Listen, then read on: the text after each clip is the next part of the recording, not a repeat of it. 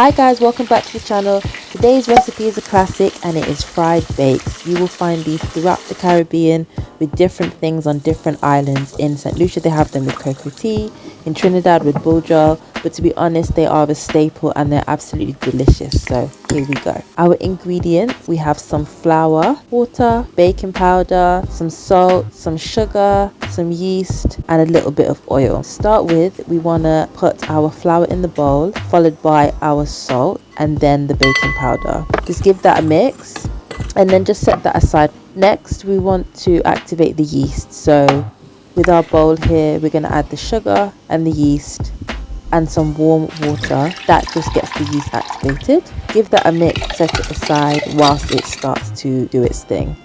Back to the flour, we're going to drop in our oil.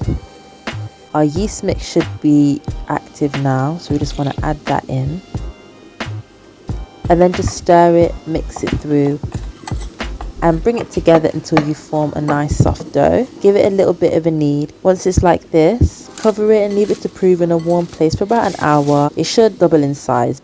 So once it's proved and it's nice and soft and airy, we want to turn this dough out and we're going to divide it into 4, but if you want them a little smaller, by all means.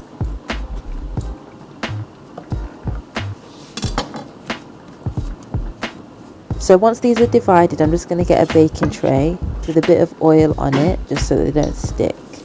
And our dough that we've divided, we're going to just form them into balls because now we're starting to shape our bake. As you shape them, just place them onto the tray. And then we're going to cover them again and leave them to prove for a further 30 minutes in a warm place. This allows them just to puff up one more time before we fry them. So now as you can see, these have expanded a little bit more, so they're ready to be fried. If you just take one of them, place it on a chopping board, and then you can either roll it out or just press it out with your hands until it's flat. Once you've done that, it's going to be ready to fry.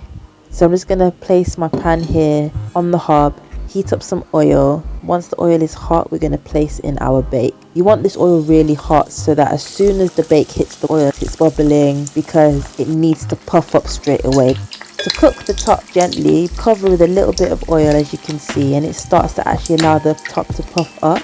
Then you can turn it over and allow it to cook a little bit more on that side. So once it's cooked for about 2 or 3 minutes on each side, remove it from the oil, drain it on some kitchen paper, and then we're just going to repeat this for the rest of the bake.